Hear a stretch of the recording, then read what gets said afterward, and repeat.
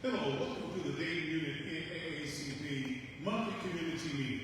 Tonight, we're going to be thrilled to hear from several different community organizations and the great work that they're doing inside of our community. This is our collective community.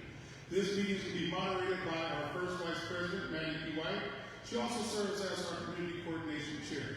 So with that, Ms. White. Thank you, Mr. President.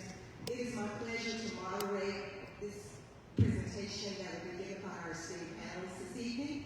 And as we get started, I'd like to introduce some of the, all of the committee chair people for the committee members, for the coordinating committee. And that is Cynthia Turner. She's also first vice president for the National Council of Negro Women Incorporated. Ms. Carol White. She's a committee member of the Committee on Coordination, and Ms. Ruby Brewer. So hopefully as we go through our presentation, should there be some time for questions, these young ladies will assist you with the mic and any other questions that you may have. So let's just get started with the introduction of our panelists. It's been stated that a collective work is needed more so than ever before. Collaboration is essential to the quality of community living, particularly in the community that has been disenfranchised. We know that a lot is happening in the community that has been typically franchised, and that's in West Dayton, Northwest Dayton, and in some areas of East Dayton.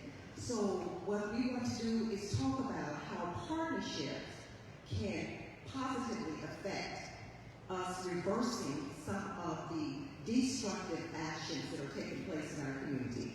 I'll begin with passing the mic to our panelists. They will introduce themselves. And the first thing I'll ask you to do is share information about your organization, your program, or your service. So, General Greer. Good evening. My name is David Kawumba Greer. I'm a member of the Dayton African Elders Council. The Elders Council is comprised of over 200 years of civil service by the individuals. There are a couple of members that are in the audience this evening. I'm not going to throw them under the bus, but they know who they are. But our service is to be advisors. We've got a lot of silos in the community that are doing similar things. And so we are just to advise of the African culture that has been sequestered and hidden from us for a couple centuries. So that's what we do, and hopefully I can give you some more information as we go on.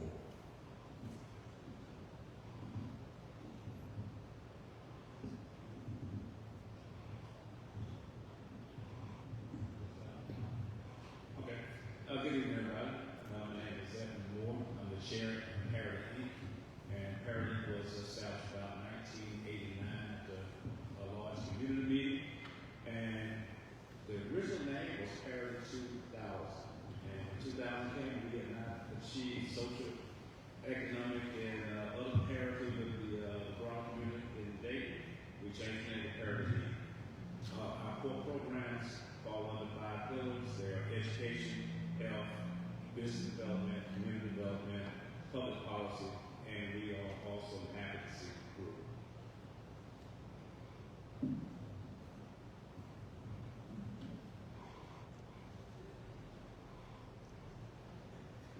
Right now. Greetings, everybody. My name is Maha Selassie, board president for the Dayton City Market, and also co-ED of Co-op Dayton, which is an organization striving that, as we're figuring out what is our North Star as a community that we're trying to move to, how do we build our economy that reflects the vision that we're trying to move into. So in that way, we can be practicing great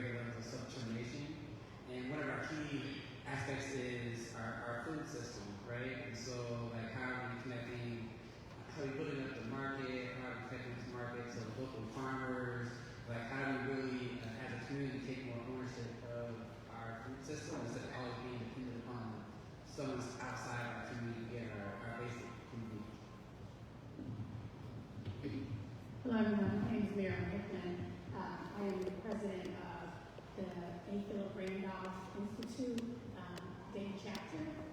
We have reestablished, I think over a decade ago, there were, it was a household name, Philip Randolph.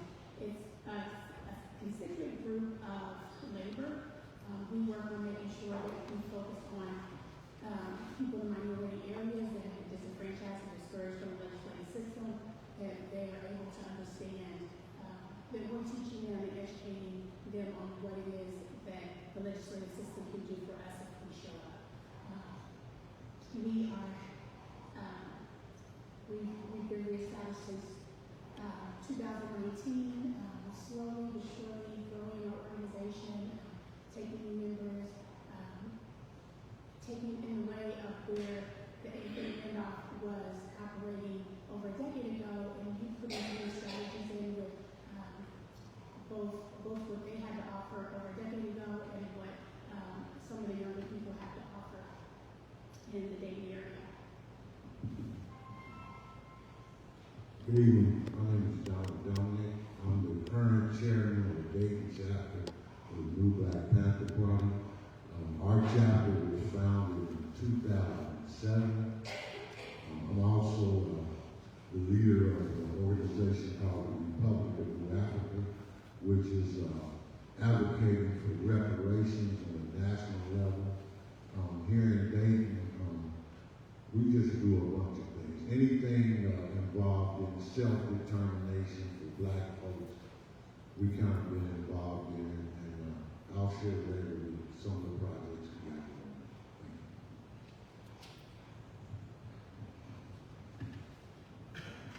Bishop Bilal Rahman Rahim.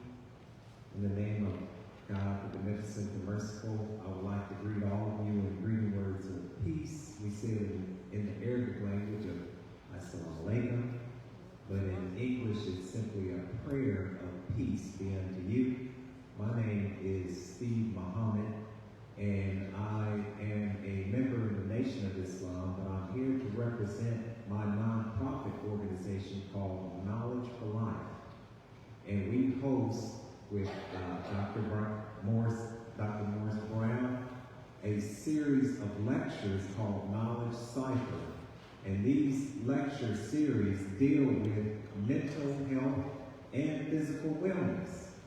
Because as a people, we have not truly been educated on the science, right, of maintaining this temple that we call the body.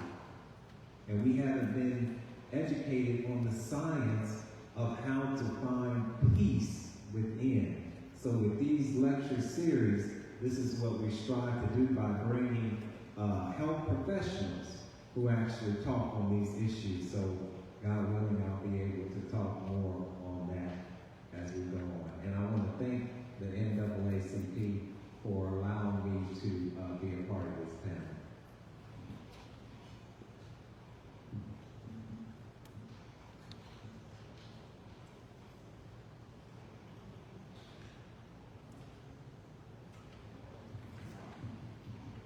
Thank you. Good evening, everyone. My name is Willie A. Terrell Jr., and I am here on behalf of the Prince Hall Masons. And Prince Hall was founded on September 29, 1784. And I am under the leadership of the Honorable Robert M. Estelle Jr., the 66th most worshipful Grand Master, most worshipful Prince Hall Grand Lodge of Ohio. I also, under the Prince Hall Masons, there are different houses, and today I'll be talking from the mining ancestry number 26, where I serve as chairperson of Get Out the Vote and giving information on people voting and knowledge of voting and whatever they need to do. But before I go further, like I said, I'm a member of Prince Hall Masons, and in the Masonry, the person that's in charge, which is called the Worshipful Master, is like the president. And I would like to recognize past Master Worshipful Master Keith Perkins. We were in the same Lodge, Harmony Lodge, and I will share other things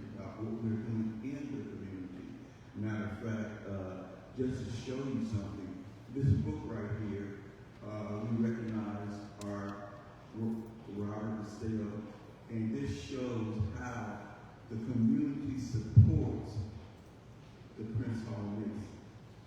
And I'll pass the mic down for you for the next step. We want to thank you for your introductions, and as you have heard, it's quite a reflective group that's representing various sections and sectors of our community. You've heard the economics representatives, you've heard the union, you've heard academics and the generational and the politicians. And I submit to you that it takes all collectively in order for us to, one, be able to counter some of the action that's taking place legislatively and that's taking place on service levels. We know that with some legislation such as DEI, diversity, equity, and inclusion rollbacks, that's going to affect practically everything that you have heard spoken of tonight. So we heard Dr. Moore of Parity Inc. talk about some of the core principles of Parity. I'm going to ask the other panelists, can you talk about your mission and or some core services that our community can access?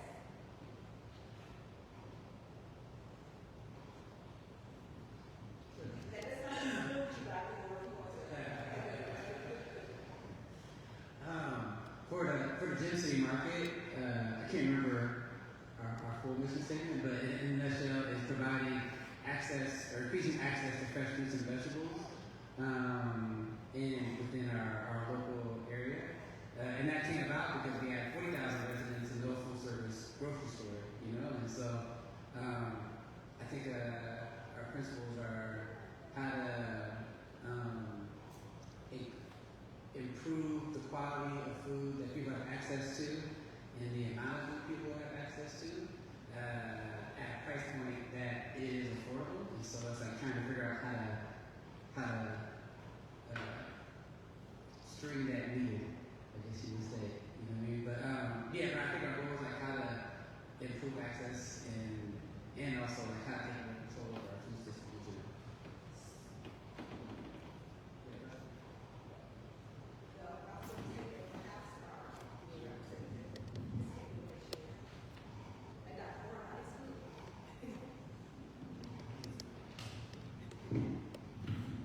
So with the A. Randolph Institute, one of our main agendas is to make sure that, as I said before, to make sure that we are feeding our minority community of education when it comes to the legislative system.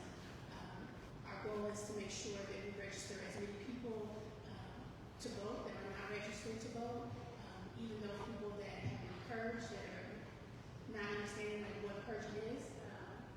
Frank Rose does a really good job at purging a lot of people, and just a lot of people are ineligible for that. We get out to vote, and again, like, we're not partisan, so we don't tell people who to vote for. We just make sure that we're giving people the knowledge.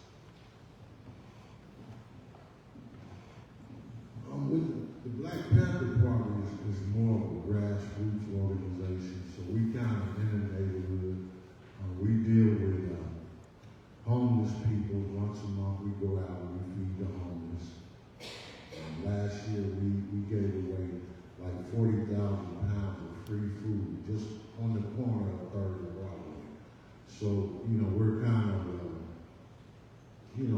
for the people. We're kind of non-formal organization, and we don't work too much with the politicians. We work with the people in the community. So we've been having a ongoing shoe drive for about 2 years now. I got about 300 pair of shoes in the house. Y'all got any shoes on donate, let me know out there. Because we give stuff like that to poor people. We go out in the wintertime, we give away coats, and we give away blankets, and we give away food. And we even do stuff like with the prostitutes, we give them condoms. And we tell them, protect your blood until you find a better way to live, So we do with the reality of what's going on in the community. And we also do advocacy work, we do social justice work. We do, we are armed. I have a security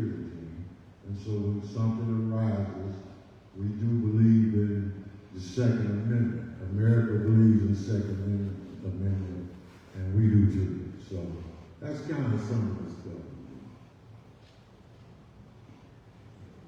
So Knowledge for Life, we produce a monthly program, and we're striving to do a weekly podcast. We do a monthly program called Knowledge Cipher. And this program is where we bring Black professionals who speak on health and wellness issues. And it's an interactive program. So we stream it live on our YouTube channel that has about 50,000 followers, and our Facebook channel. And what we are striving to do is also build campaigns. So one of the programs that we recently did was on colorectal health. So we know about prostate cancer in men. We heard about breast cancer in women, but colorectal cancer is affecting both men and women. And it's taking us out, and it's almost like a silent killer because many of us don't even know about it. So what we're going to strive to do is we're going to strive to have a colorectal campaign to just go get tested. Just go get tested. So that's some of the programs that we're looking to implement because health is wealth. Thank you again. The ultimate goal of Freemasonry is we often put it as making good men better.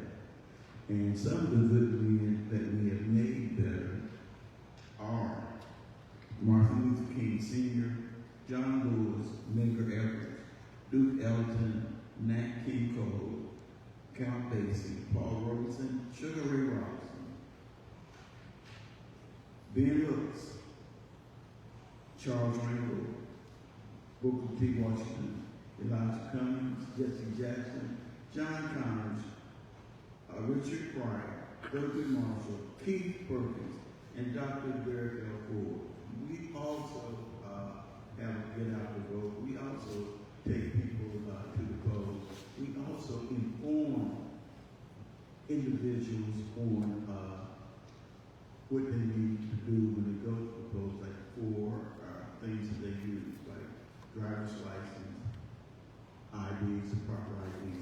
And also we have adopted schools, adopted the Dayton Boys Club, and when we adopted schools, for an example, our building's right across the street, almost from Walton School, and when they have their father-daughter dance, when some of the young ladies don't have a male figure in their life, we go with them to the father-daughter dance. We also do stuff with trick-or-treat. We also do things with Thanksgiving. The list just goes on and on. We also did ties for the youth. We also serve as substitute parents when their parents could not come to what you might call, now they call it parent conference. And we just go, the list just goes on and on because we have other houses in the Prince Hall family. We also donated stuff over to the Dakota Street.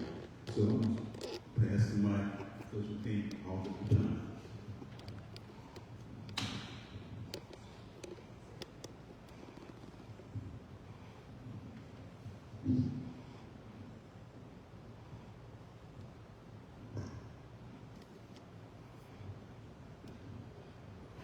Okay, what was the question?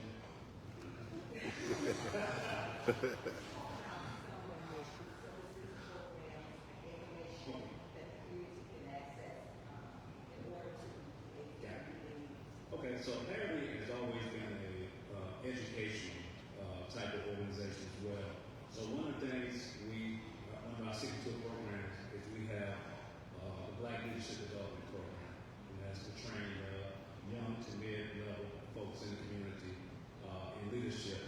The reason that program came about was because there was a program that everybody heard about called Leadership Day, and they were not allowing enough African Americans in the program, so we had to create a program to fill that need.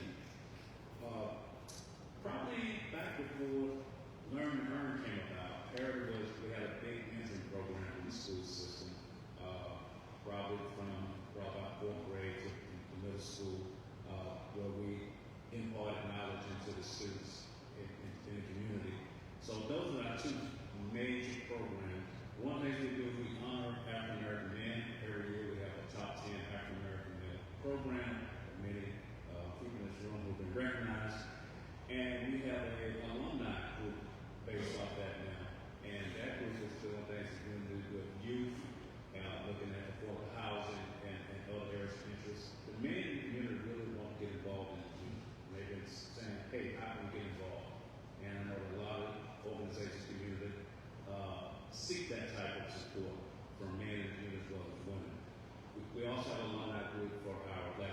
development program. Currently, we are doing, we have a youth development for success program. I think that's with 4th to 8th grade. We have a Northwest Dayton Team Leadership Collaboration program as well that we're working on. And the big focus now, we're going into STEM and STEAM, science, technology, engineering, math, and STEAM. We go into math as well. So those are some of the things we're doing. In the past, we have the Advocacy State House and predatory lending. We have worked with public health on the infant mortality, especially amongst women of color in the community as well. And we're involved in a bunch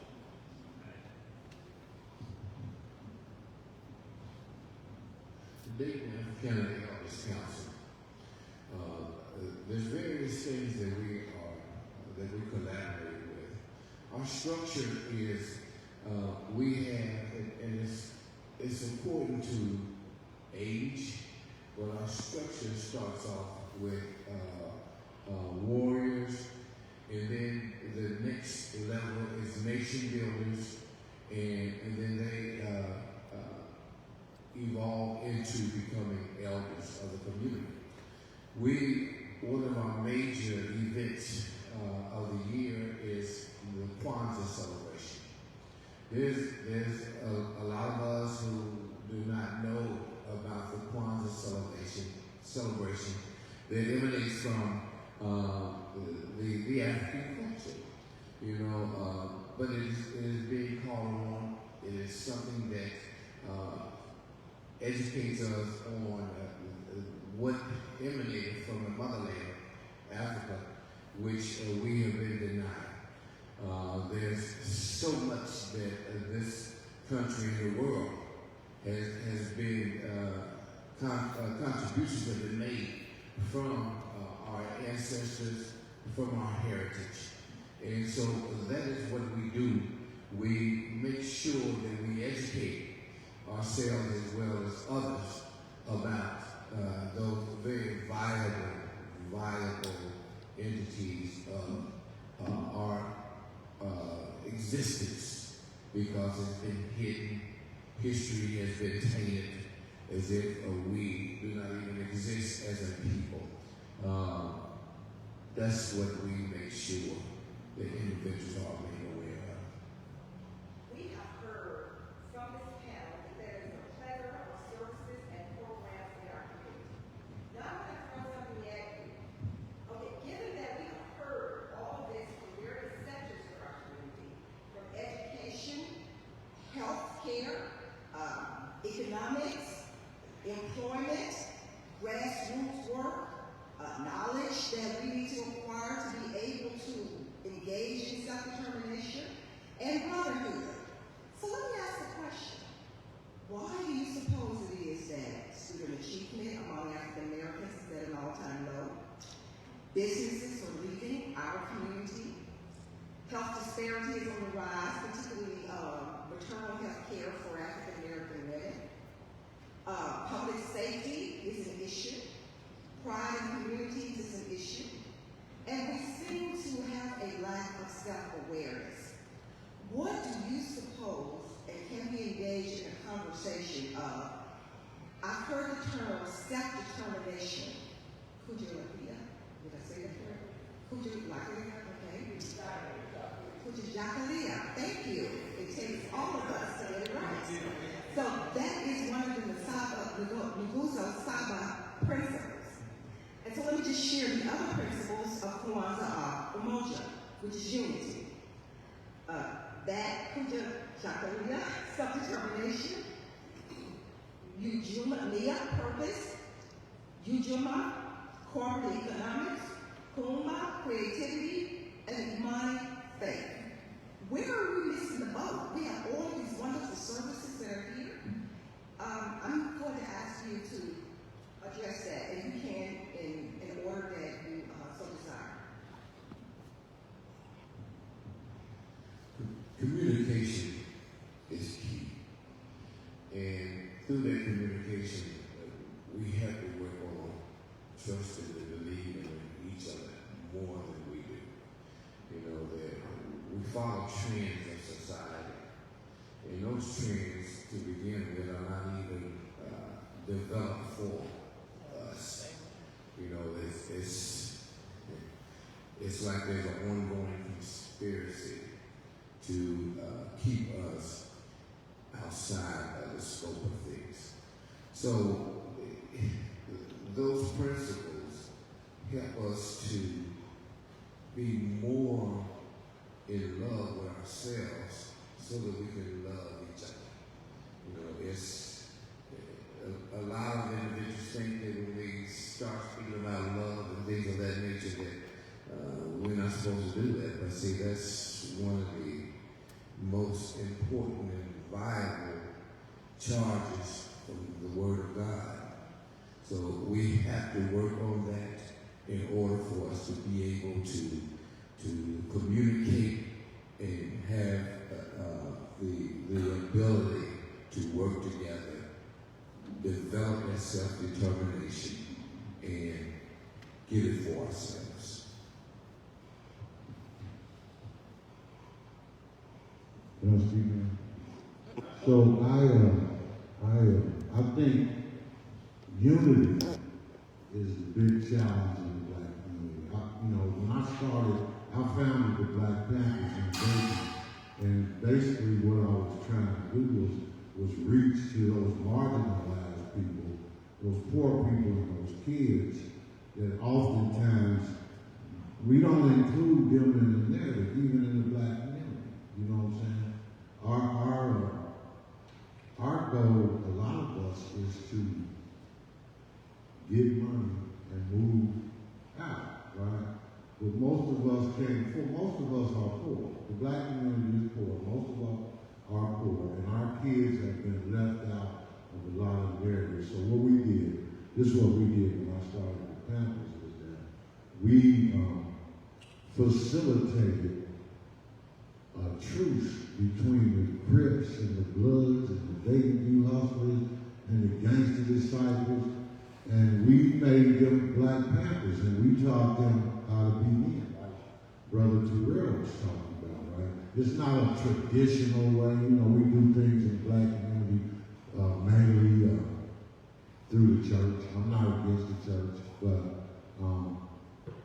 I consider myself a Christian, but I think that we have to come outside of traditional methods, right, and go to the extreme, because that's the reality, right? The reality is our kids are in gangs. Our kids carry guns. Our kids use drugs. And unless we reach them, what I did was, and I think why the Black Panther Party was tailored to me, is because, we hear people say, well, what are we going to do about these kids, right? And so what I did was I told them about me, right? And I told them about the mistakes that I made. So instead of having a vertical relationship with them, I'm up here and they down here, I had a lateral relationship with them. And so I walk with them even now. Some of those kids are 30 years younger than I am, right? And I think we have to be willing to be honest with our kids, right? Because, everybody's done something wrong, right? You might have stole $1 back in 1939, but it was worth a lot of money back then, right? And so I think that's as long as when we begin to see that we have a common struggle and we have a common enemy, and I shared this in the meeting the other night, is that when they look at us, right, regardless of whether you have money or you poor, you a nigger, right?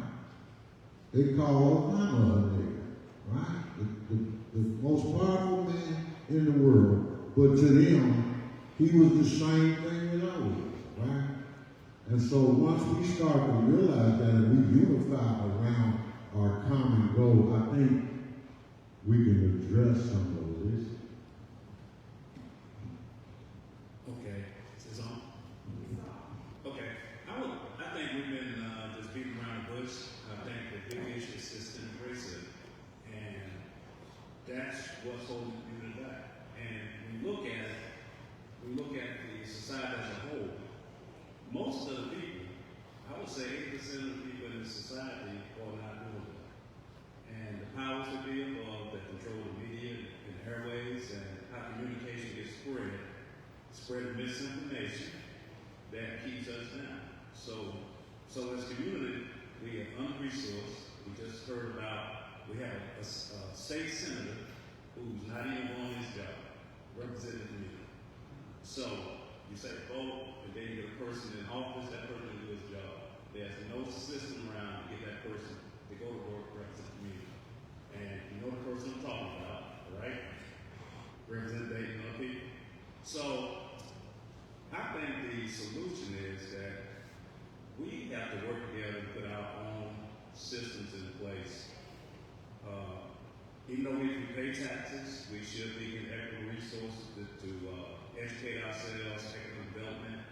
That's just not happening because the powers that be, right now, they're looking at pure power. And no matter how much we advocate, if they're not listening, the resources are not coming to us. So we got to figure out a way how to do this in our own. I'm vegetarian, so I'm not going to piggyback on veggie-back. You know, like, yeah, I mean, I think, you know, I'm a sociologist, right? So we ask that question, you're in my lane now, you know. So, you know, I definitely think that systemic racism, you know, is an issue. You know what I mean? You know, like, if we're looking at like structure or like how we align resources, like that is an idea that you put resources to make it happen. That doesn't even be a true idea, right? But like we have this idea that we're going to put our resources towards making it happen. So like redlining was an idea that like human beings are superior, and we're going to encapsulate that and say that like because of that we're going to section off these areas and we'll say put all your investment in this area, and we're going to have another area that is underdeveloped, right?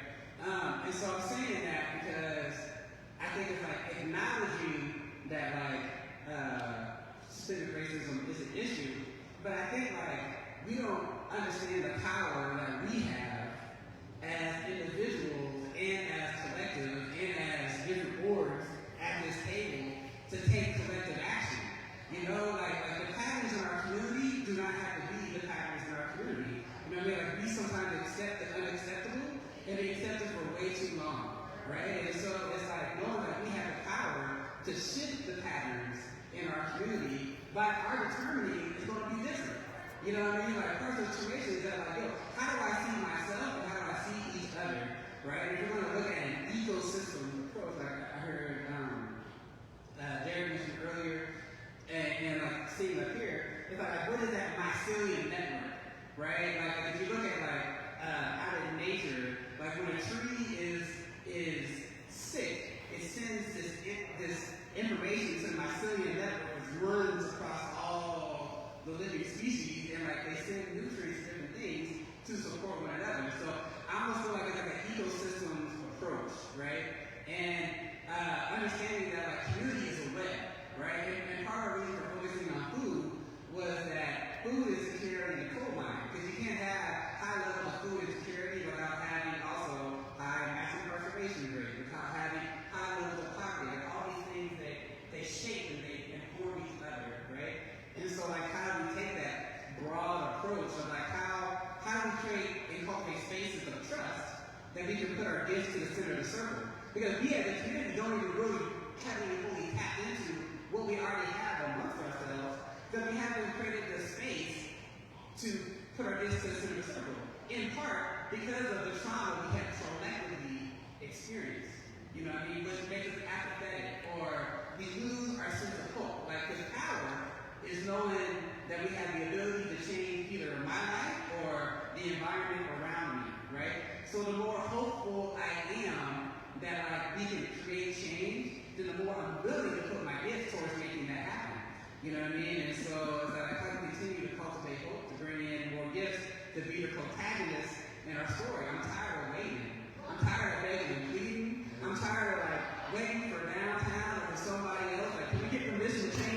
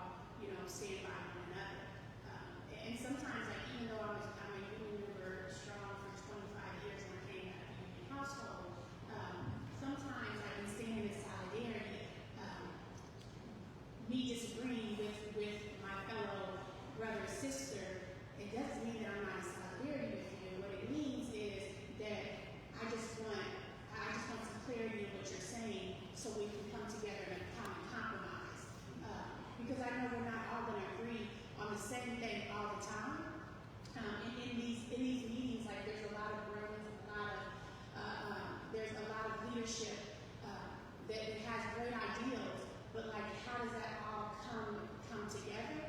Like, you know, I definitely know, like, you know, working with like with Don Dominic, I definitely have some different views with him. Now, some of his views are great views. Like, can we make that collaborate? That absolutely, but we have to be willing to listen to what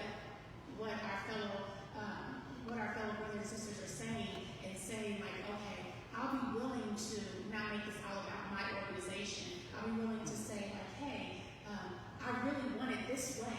However, I really want it this way. The eighth of Randolph, we decided we're going to do it this way. But being able to say, let me cut off a little piece of that so that I can add more people in. It matters. Like, we're all sitting here organizing and saying that we want to bring back our community, but in order to do that, sometimes we get in our own way, and we have to say, I'm going to stand back and add somebody to it because I can't do this alone. And that's hard when you feel like when there's distrust, when you believe like this is the way that I've done it and I've always done it. But clearly it's not working, as we all stand in here and talk about like we want our community back. And just like we're really willing to listen and not listen to speak.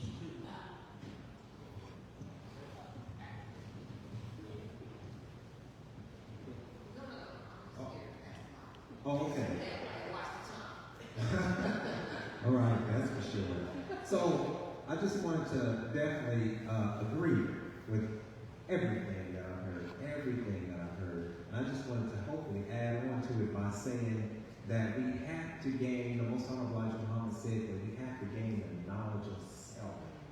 We've lost ourselves, as Brother Maha is talking about, we've lost ourselves in the Western culture. And so what is culture? A culture is a code of conduct. A culture is how we relate to each other.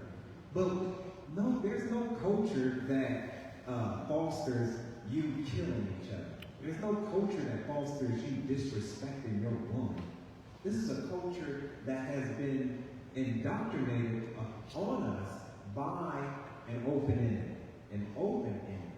Right? So we have to gain a knowledge of self, because a knowledge of self produces a love of self. When you know self, you love self, right? And so I think that, just riding on what everyone is saying, I think that's one of the things. And I think we need to recognize, Malcolm said when Stokes was shot in LA, I believe, he said they didn't shoot him because he was Christian. They didn't shoot him because he was Muslim. They didn't shoot him because he was Episcopalian. They shot him because he was black. And unless we recognize that we live in a toxic environment called the architecture of white supremacy, unless we recognize that and pull our resources and do something for self, I'm going to let you know something, and I'll end it with this. Alligators, when they're in a pool, and there's plenty of room and space and food, they cool. But when that pool begins to dry up and the food resources run out, they turn to cannibalism. And I'm saying to you all that America is falling. And what we see coming, we see it already coming out of our people. We see it come, we hear it coming out of Trump's mouth. Biden is a Christian Zionist. Go back and look at some of the old footage of what he used to say. So I'm saying to us, unless we turn to each other, we're going to turn on each other. And I would rather us turn to each other because we are beautiful people.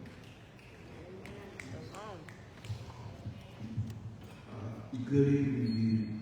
I just want to share just a small belief. Freemasonry promotes moral and social virtue. We need to come together in a room and leave our titles outside. See, that's one of our major problems. Some group think they're bigger than another group, and another group bigger than that, and we never get anything done. We need to come together and, like I said, leave our titles outside or at home before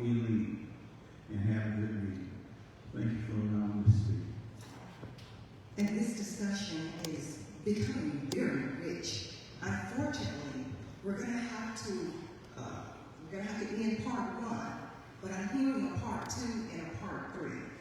What I'm also hearing is that there are some systemic issues to be contended with, and that if it is to be dealt with, we have to collectively consider that it's just us who has to change the narrative, as Brother Law has said. We have to do it for us, and it has to be done by us. And let me give you some examples of how that can be. I shared with you that Representative Bettina Humphrey passed a bill unanimously to be able to improve the opportunities for people who have been incarcerated to get housing. That's foundational. And then also, we have our own wind chair, Kayla Diggs, who saw a need. Women who were incarcerated were not receiving what they were entitled to for their menstrual cycles. So that bill has passed. A citizen saw a need, took it through the legislative process, and there was success. Now, is it that simple? It's not always that simple because we have to collectively determine what are the issues. Well, first of all, we have to determine who we're going to put in those seats in the State House and in the White House. That's first and foremost. Which means is that we have to help our Marines and our Gen Zers to realize come on ourselves and put people up as candidates. Those who will, not the R's, not the D's, as Chairman Roberts would say, but those who are going to represent the interests and the needs of those who are typically not getting their interests and their needs met. Yes, redlining existed. Yes, we had the Tulsa situation and other situations, where neighborhoods were ravaged because they were thriving. And that may be pretty much a contemporary situation now, where a neighborhood is thriving and or other people are assisted with coming into the community and being able to exploit that community for economic power and prowess. They sell us their products, they sell us their goods, and then they leave our neighborhoods and they don't invest. But then, who shops? Here again, controlling the narrative, self-determination. Who shops there? And sometimes it's a catch-22 situation because you have the needs for these products and these services. I had the opportunity to experience the author, Maggie Anderson, who wrote the book, The Black Year. She did a social experiment, and she and her family, they bought black for a year. She talked about in her presentation the challenges of doing so.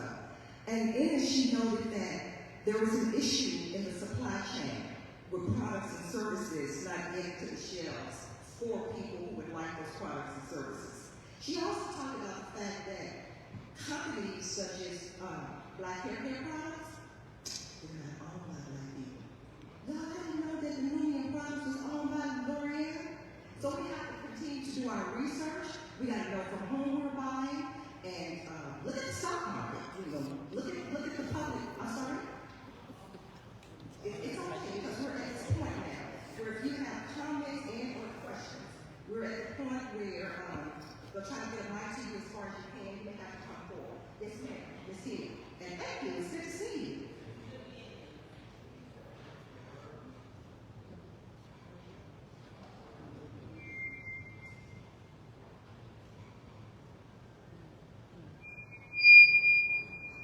They're too close together. Hi, I'm Felicia Hill, and I want to thank each and every one of you for the work that you're doing because the harvest is plenty, but the workers are few. So I totally agree with some of the commentary that's here, but my ask is there in your organization a thread of financial literacy being taught, because without economics and us being controlling our own dollars, we won't control our destiny. So if it's not, I would challenge you that you have some type of financial literacy component in there. Thank you. Maggie Anderson said in her book that in the Asian community, it takes 28 days for that dollar to circle back around. In our community, 6 hours. Our dollar goes out, and that's the end of it. So, other questions, comments? Yes, sir. Yes. Oh, we have to.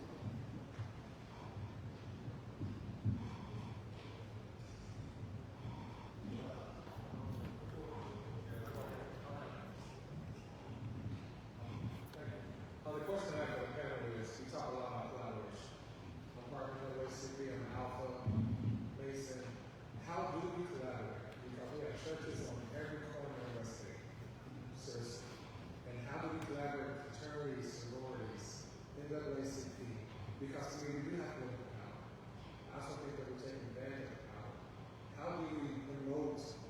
what you guys are doing in the community so people know and see what you're doing. Are we all shopping at Gym City Market to make sure that that organization stays afloat? Different things like that. So how do we collaborate? You made a point when we talk about the Black New Black Record Party, but how do we make it bigger? The Tea Party started from small group of people and it grew. They elected their own officials. They started doing Barack Obama was in office to take them out. So how do we collaborate on a bigger scale? Because we all have underlying issues in our community: education, violence, not enough resources in our community. Go ahead.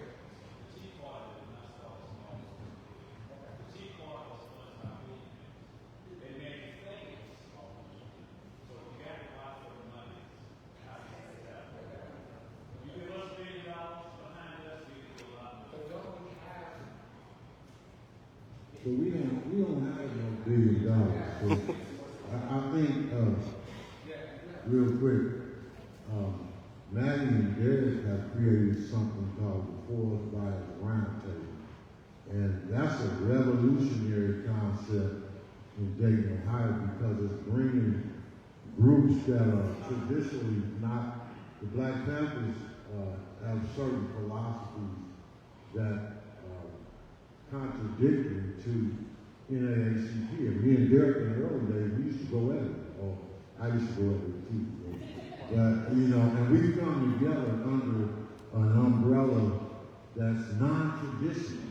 And ain't nobody doing that. I'm the Midwest chairman of the New Black Panther. So I have several states under my jurisdiction. And nobody is doing what we're doing in Dayton, right? With the black mayor, working with the Black Panthers and the NAACP. That's unheard of. My organization, the headquarters is in the South. Nobody down there is doing nothing like that. So we on the cutting edge on bringing people together in Dayton. I don't think we really realize what me and the brother here is doing together is revolutionary, right? Yeah, you know what I'm saying? So. If I can, I just wanted to give a quick, I think it's an analogy or it's a story, right? And so there were two people, they were stuck on an island, and they were arguing. One guy, he said, man, let's go on out there and catch us some fish, and we'll have something to eat. Another guy said, no, man, let's go up into the tree and get some of them coconuts, and then we'll have something to eat. And while they're arguing, they're starving. So what they decided to do was one guy said, I'm going to go out there, I'm going to catch some fish. You go up there, you grab them coconuts. We'll bring what we got to the plate, and guess what? They ate. So I think that analogy is like, in our community, there's so much division. It's ridiculous. Muslim, Christian, Mason, and none of us want to come together, and the common denominator that is being heard is our children. Did you all know, listen to this, it says, as of 2018, suicide became the second leading cause of death in black children ages 10 to 14, and the third leading cause in black adolescents ages 15 to 19. Black males aged 10 through 19 have experienced a 60% increase in suicide rates. Between 2007 and 2020, the suicide rate among black youth ages 10 through 17 increased by, drum roll please, 144%. We should be ashamed of ourselves as a people that our children are committing suicide because they don't have hope. So with that, let's come together. We have 3 minutes. If you have a question, please get the gentleman in the room. And 3 minutes. I appreciate what you said. I think part of it, instead of trying to organize, I think how do you show up, ask the moderator what's possible, that people want to work with you. We can determine how we show up in these spaces. Thank you. Blessings. Thank you so much for everyone that's coming to share your wisdom. My question is specifically about the soil and the power that we have when it comes to agriculture and controlling that, so that we can control resources that can make decisions and help with those overheads and things like that. The question is, what are the opportunities that we have with the resources that we have and the connection to the entrepreneurs in the food service business, whether it's markets or restaurants, to connect them to the local farmers and be able to have some direct trade? Because I've been in some communities recently and I've seen a sustainability model, which is farms, whether it's edible landscaping or just regular community gardening, and the ability to connect to sources like restaurants, whether that's for sourcing produce or for sourcing compost, and all the full gambit. I just wanted to see, just from talking action,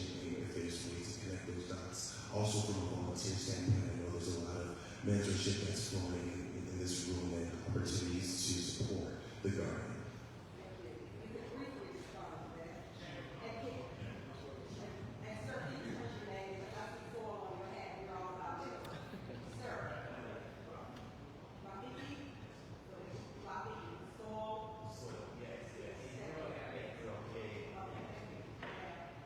Hello, my question is very direct. What plan is in place for systems and organizations to work collaboratively to create, one, real change in community, two, battle systemic issues, and three, ensure longevity of the organizations to ensure the good work continues? Because we've been talking for a while, but I'm an action-based person, so I just want to ask the chase.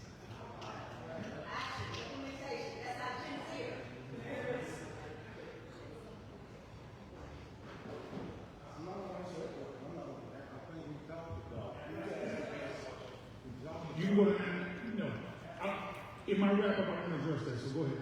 Okay, my comment soon, and I think it's a matter of time. You guys are busy, and I'm working with most of you in one way or the other, and in the past and in the present. So, but right now, I think we all need to have some progress. I saw the community come together in numbers, and that's why we got the gym center. It was a focus at that time. That's addressed the food desert. And it's good to hear all that you're doing. But right now, today, democracy is being threatened. So all of you and every other organization that we have contact with, either personally, directly, or indirectly, we need to be talking about voting people. Because this conversation would be for naught if things aren't representative of the people. Now, we can't get sidetracked with all our silos. I mean, there has to be a priority. And I would say right now, our next 120 days, 108, not quite 180, probably 140 days, we need to be focused on one thing. We all need to be on board, talking about voting. And I don't care if you're R or D, that's not it. But you need to know that you have a voice. And if you're not expressing your voice, people will assume your silence is in cooperation with what they want to do. And I want to elaborate what all might happen, but I can tell you now, we might be somewhere else this time next year if we don't get out the vote. Now we got bacon a part time. We got to do all these different symptom things, but the real problem equates to poverty. And the only way to cure element of that is we got to work within our system, which is right now democratic. We got to get out and vote. That's the strongest message we can ever send to anybody. Is get out and take. That's the thing that everybody in this room controls.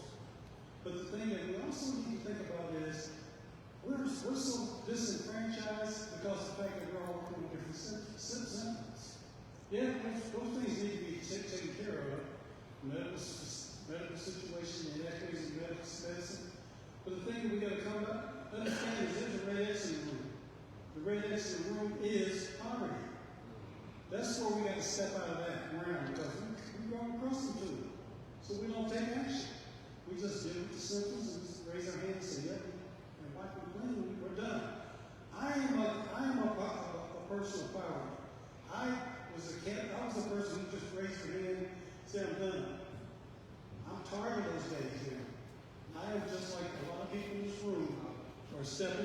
saying, hey, I'm tired of being in poverty, or I might be one medical crisis away from being in that.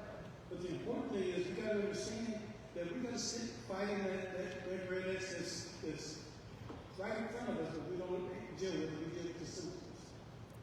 So if we can think about that in those kind of terms, then we get so motivated that we got to step forward and start doing this. Because you're just one click away from being in poverty, dead in poverty, below the poverty level, and people in poverty can tell you it's hell being out of it, if you can. So that's why people jump up and do criminal things, because they're in poverty. So let's move that. Let's we need to take a breath and move out and move in a different direction with action. When they said, I'm a lady of action. That's what we need to think about. I'm not asking anybody to take a gun and go and shoot people, but we gotta put our face in place and say enough is enough. We need to rally together, step forward, and say, enough is enough. We need to take action and be responsible for ourselves. And once we take responsibility for ourselves, that's what else we do. We start loving each other. Right. Because we've been cultured, indoctrinated, and hating each other. So we need to separate from it. I do want to reiterate on what's been said before our president comes and gives us closing remarks. I do want to say this though, this has been a very robust conversation tonight. A lot of good information, a lot of great resources. Let's take advantage before we leave on our way out the door. Make contact with someone. The gentleman from the soil program, sustainability in agriculture is a thing that is happening in other communities, and it is something that we need to engage in. I want to say this is that I'm reminded of the song by Sam Cooke, is that a change is going to come. I submit to you that the more things change, the more they stay the same. You all remember the movie Amistad, when Cinque went before the lawyer, and I think John Quincy Adams was the attorney at the time, and he said, give us free, because the ship had sailed from Cuba with enslaved people. They overthrew the ship thinking they really were going back to Africa, only to land in Long Island, New York. He said, give us free. When Thurgood Marshall went before the Supreme Court and argued for the desegregation of schools in 1954, and by the way, we are at the 70th anniversary of Brown versus Board of Education, he was saying, give us free. When John R. Lewis bled his blood on the Edmund Pettus Bridge, he was saying, give us free. And we did get the voting rights. We did get integration of schools. We did get the Civil Rights Act. However, we sat down thinking we were free. And we forgot to make sure that we shored up with the next generation that was following us the work that needed to be continued. We have, under the Justice for Us, by Us Roundtable, the Voter Education Registration and the Mobilization Coalition. Each and every one of you are invited as we meet, because I think we're getting to the point, Mr. President, that we are moving out beyond the space that we're in. And it's going to involve Mr. Roberts' Civics 101 that he's taken to the neighborhoods. But everyone in here, we have not just this panel of representatives and organizations, we have other groups. We have our legacy groups, such as our fraternities and our sororities represented. Y'all give a shout out. Look at that, that's so sad. If you don't, where's my counterpart? Does she leave? Okay, the social action chair. And then we have entrepreneurs in this room also. Ms. Turner, stand up. She's an entrepreneur. She has her own business. We want to make sure that we are supporting her. Get her cards. Get her information, because she's dealing with the most precious of the community. She's an early childhood provider. And so I don't want to delay the time because we must go. But there are other organizations that are here in this room. We have representatives that are going to be coming forth. And young man, we would like you to come to the table, because we want to register our veteran workers. We want to be informed by our Gen Zers and our millennials. We don't have all the answers or relevancy for your group, so please inform us. With that, I want to thank each and every one of you for your time and your attention. Let's continue to work together. Please meet someone, get some information, talk about how you can become a member per your passion and your interest. And as Dr. Brown said, we're going to work collectively to identify our priorities so that our work is strategic and focused. Thank you, Dr. Ford. Thank you, First VP White and the Chair of our Community Coordination Committee. Now let's give it up for a Chair Lady for the distinguished panel. And also for the distinguished panel, thank you for enlightening us on what your organizations do inside of our community. And the question was asked about collective force. This is what the round table is about. So young lady, what's your name? What is it? Janae, I would highly encourage you to get with First VP White to talk to her about how to get involved in the round table. Because the purpose of the round table, and many of these individuals belong to the round table just as far as the round table, is to talk about strategy, about things that we can work on together. Each organization has their own mission, their own vision. But we focus on what we can work on together. And what I heard Dr. Brown say, one of the main purposes that we're doing right now with the roundtable is talking about how we're going to get the vote out in November. But that's the only thing. That's what's critical to right now, is our democracy. Our democracy is in peril right now. So we need to understand that, and that's what we've been engaged in. So I would highly welcome you. I would highly encourage you to do it First VP White, but I would encourage you to get with the round table, because that's really what this is all about. Okay? And I know we're at 8 o'clock, so what we're going to do, and listen to me, because we're going to close after this meeting, because we're going to wind down the, our Facebook friends, our social media friends. But I want you to stay in your seats, because we have something special to share with you. So I want to close out this meeting. So I want to say, for all of you who came out tonight to participate next month, inside the same room, the 4th Monday of next month. We were here Tuesday because yesterday was a holiday. But next Monday, the 4th Monday of next month, our topic is going to be centered around health. And our health committee chair is going to ensure that they get the information to our communications chair by the 5th of next month. So we can get this information communicated out way earlier.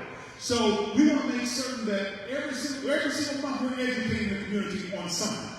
Something that's vitally important to each one of you. So with that, I want to say, may God bless you. May God bless NXT. May God bless each one of your organizations. And may God bless the United States of America. Thank you very much, everybody.